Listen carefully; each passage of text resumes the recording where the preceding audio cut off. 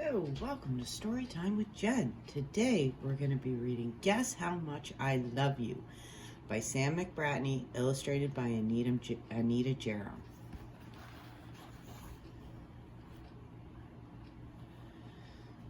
Little Nutbrown Hare, who was going to bed, held on tight to Big Nutbrown Hare's very long ears. He wanted to be sure that Big Nutbrown Hare was listening. "Guess how much I love you," he said.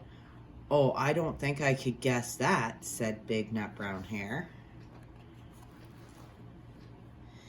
"This much," said Little Nutbrown Hare, stretching out his arms as wide as they could go. Big Nutbrown Hare had even longer arms. "But I love you this much," he said.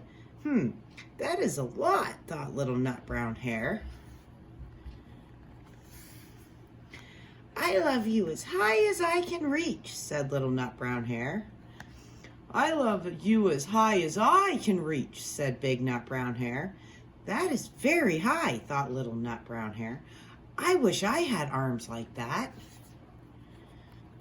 Then Little Nutbrown Hare had a good idea. He tumbled upside down and reached up the tree trunk with his feet.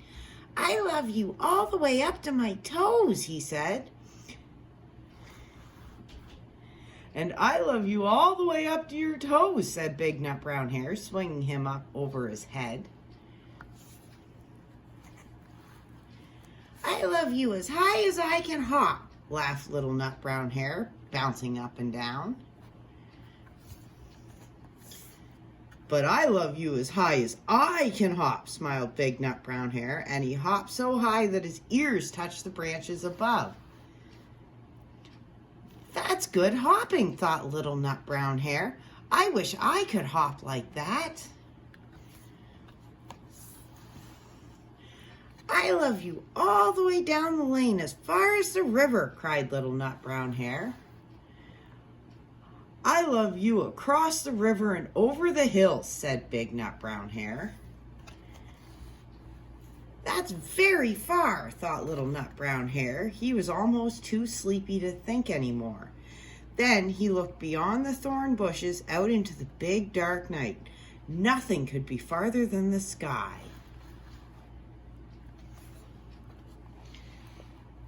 "I love you right up to the moon," he said, and closed his eyes. "Oh, that's far," said Big Nutbrown Hare. "That is very, very far."